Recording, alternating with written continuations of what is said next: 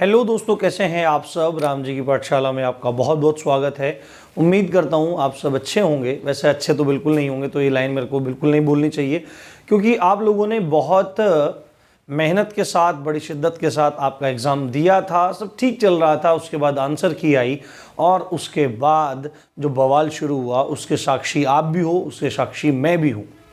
आप सबको एक बहुत बड़ी न्यूज़ देनी है। हालांकि आप में से बहुत सारे लोगों को ये न्यूज़ पता लग गई होगी कि जिस चीज़ के कयास लगाए जा रहे थे, जिस चीज़ की आशंका थी, वही काम हुआ। और आपकी ये इतनी बड़ी भर्ती, जिसमें आप दरोगा बनने का सपना देख रहे थे, वो भर्ती अब हाई कोर्ट पहुंच चुकी है। हाई कोर्ट में रिट यानी कि याचिका, रिट यानी याचिका तो नहीं होती है, याचिका आपकी डाली जा चुकी है।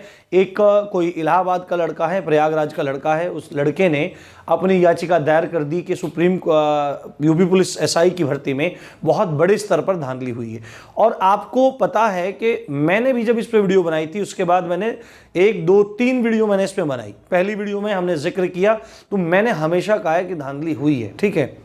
तो मैं हमेशा से कहता रहा हूं धांधली हुई है। दूसरी बात है, दूसरी वीडियो बनाई कि मतलब 160 वाले थे, उसमें कुछ जो मतलब भ्रामक चीज थी, फेक चीज थी, उनको हटाया। और तीसरी वीडियो में हम लोगों ने क्या किया था, तीसरी वीडियो में हम लोगों ने ट्विटर में अभियान किया था, ठीक है। और आपको बताऊं तो यूट्यूब पे कुल गिने चुने 3-4 ही चैनल थे जिन लोगों ने आपकी आवाज उठाई थी। बाकी बहुत सारे बड़े बड़े चैनल तो एकदम इसमें मौन रह गए, बिल्कुल मौन रह गए। उनके अपने अपने कारण हो सकते हैं, कुछ भी है। अब आप में से बहुत सारे लोग क्या कह रहे हैं कि वो ट्विटर अभियान के बाद मैंने कोई वीडियो नहीं बनाई, और मैंने बोल भी दिया था कि भाई इस मुद्दे पर अब मैं वीडियो नहीं बनाऊंगा, ठीक है। अब क्योंकि आपको सूचनाओं से भी अवगत रखना है, एक बात और आपको बता देता हूं। उस दिन आज मैं फिर आपके साथ हूं, मैं हमेशा से आपके साथ था, पढ़ाया भी, सब चीज आपको पढ़ाई। अब आप में से कोई कुछ बोलता है, कोई कुछ बोलता है, आप हमारी स्थिति नहीं समझ सकते हैं। यूट्यूब पे कौन कौन बोल रहा था, एग्जामपुर से विवेक सर बोल रहे थे, राम जी की पाठशाला से मैं बोल रहा था, 1-2 चैनल और थे वही बोल रहे थे, बाकी सब शांत थे, ठीक है। और न न्यूज में कोई खबर आ रही थी, ना कुछ आ रहा था। यानी कि टारगेट पे कौन थे, टारगेट पे एग्जामपुर, राम जी की पाठशाला, और मुख्यतः ये 2 ही चैनल टारगेट पे थे, बाकी कोई नहीं बोल रहा था। हम लोग बोल रहे थे कि हमारे साथ कम से कम मिलके बोलें, है ना, सब लोग मिलके बोलें। बाकी और भी चैनल्स थे, पर उन पे उनका ध्यान नहीं पड़ता है। जो चेहरे होते हैं वो मतलब पकड़ लेते हैं। मैं और विवेक सर दोनों के दोनों टारगेट पे थे। अब उस दिन जो भर्ती बोर्ड का जवाब आया, उसमें आपको लगा होगा कि सिर्फ इन्होंने इतनी बात कह दी कि ये भ्रामक है, पर उसमें हमारे लिए बहुत बड़ा संदेश था। आपने देखा विवेक सर भी बहुत डर रहे थे और मैं भी बहुत डर रहा था। क्यों, कारण क्या है कि उन्होंने जो वर्ड यूज किया वहां पे भ्रामक, यानी कि हम लोगों ने भ्रामक ट्वीट करवाए, है ना, हम लोगों ने भ्रामक ट्वीट करवाए।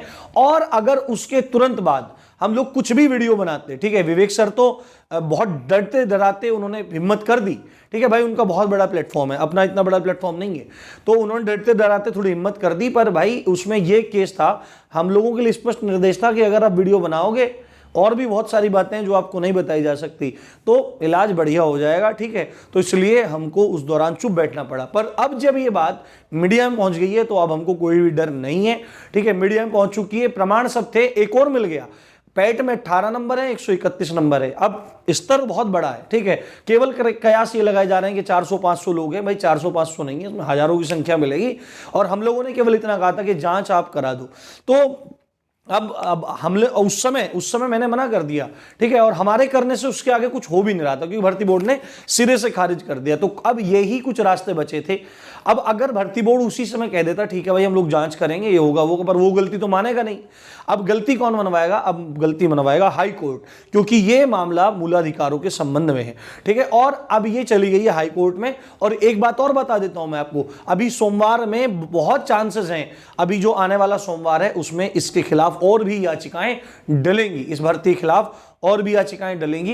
तो अब इस भर्ती का क्या होने वाला है आप सोच सकते हो, ठीक है। कोर्ट में चली गई तो दाग तो इस पे लग गया, ठीक है, दागदार तो ये हो गई, कोर्ट में पहुंच गई। और कोर्ट में पहुंच गई तो ना जाने अब इसका क्या होगा, ये 4 साल खींचेगी या 5 साल खींचेगी, या अब इसमें देखो इंपॉर्टेंट चीज ये है कि अब आगे इसमें क्या क्या हो सकता है। अब आपको सारी पॉसिबिलिटीज में बता के चल रहा हूं।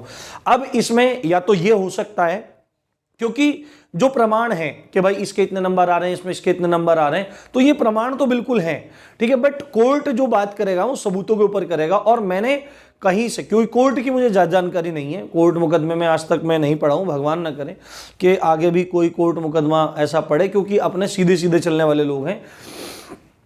तो अब इसमें मतलब मैंने सुना है कि कोर्ट जो है वो खबरों की, जो न्यूज़पेपर में आई हुई खबरें होती हैं, उन बातों को प्रामाणिक नहीं मानता है, ठीक है। उनको कोई ना कोई पक्का सबूत चाहिए होता है, प्रामाणिक आधार चाहिए होता है किसी बात पर फैसला लेने के लिए। अब एक वीडियो आपने देखी होगी, वो महिला अधिवक्ता हैं और वो कह रही हैं कि जल्दी ही कोर्ट की तरफ से भर्ती बोर्ड को नोटिस भिजवाया जाएगा, जवाब तलब किया जाएगा और सब धांधलेबाजों को सजा होगी और भर्ती में निष्पक्ष फैसला आएगा, ठीक है। अब देखो क्या होता है, भर्ती कोर्ट में पहुंच गई। अब इसमें चीज है, या तो अब हाई कोर्ट इन सब याचिकाओं को एक्सेप्ट करके इस भर्ती के संबंध में जांच के निर्देश दे सकता है, ठीक है। जांच के निर्देश हो सकते हैं, ठीक है। और जांच के निर्देश करने के बाद अगर जांच हुई और भर्ती बहुत बड़े स्तर पर धांधली हुई तो फिर एग्जाम बिल्कुल कैंसिल होगा या री एग्जाम होगा, ठीक है।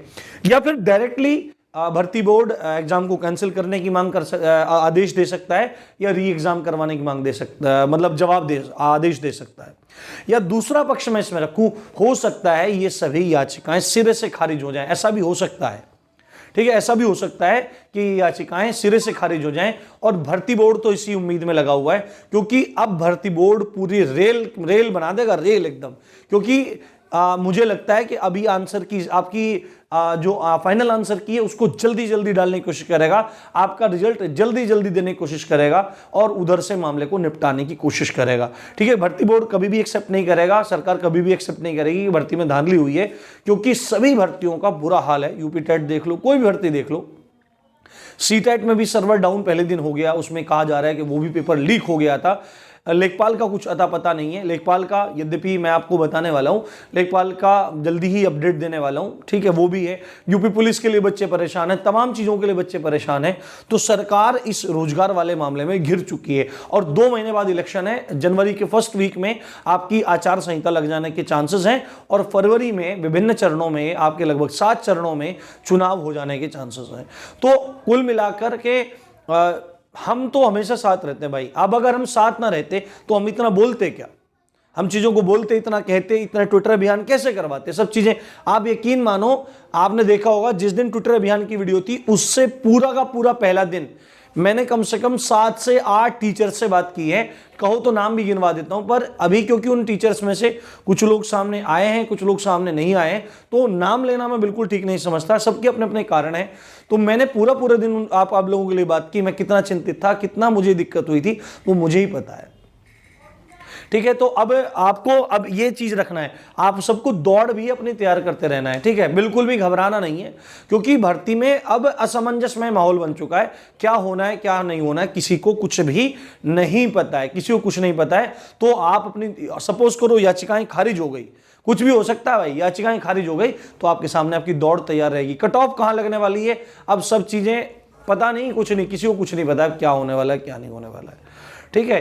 अब इसमें इंपॉर्टेंट है आप अपनी दौड़ को जरूर तैयार करते रहें, ठीक है। और ये देखो एग्जाम का क्या होने वाला है, कैंसिल, री एग्जाम होने वाला है, क्या क्या संभावनाएं इसमें हो सकती हैं, वो सारी बातें मैंने आपको बता दी हैं। तो बाकी मैं आपको सब चीज़ें, अब देखो आपको अपडेट करना भी ज़रूरी है, ठीक है, सब सही चीज़ें बताना भी आपको ज़रूरी है।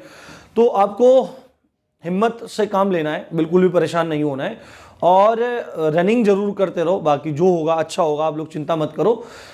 धांधलेबाजों की तो वाट लगनी चाहिए, जो घपलेबाज हैं उनका तो वाट लगनी चाहिए, इसमें कोई भी दो राय नहीं है।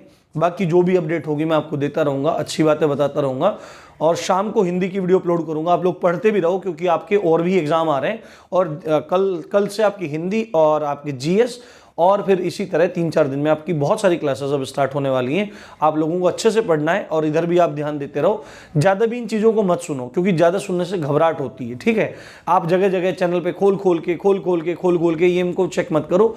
बस 1-2 बार न्यूज़पेपर में पढ़ लो, कहीं से प्रामाणिक जगह से पता लग जाए या कहीं से मैं आपको सही जानकारी दे दूँ तो सुन लो, नहीं तो आप इन चक्करों में मत पढ़ो, नहीं तो खाना पीना सब दूबर हो जाएगा। और बिल्कुल भी परेशान नहीं होना है, दौड़ सबको लगाते रहना है। इसी अच्छी बात के साथ आप देख रहे थे राम जी की पाठशाला, मैं हूँ राम भारद्वाज।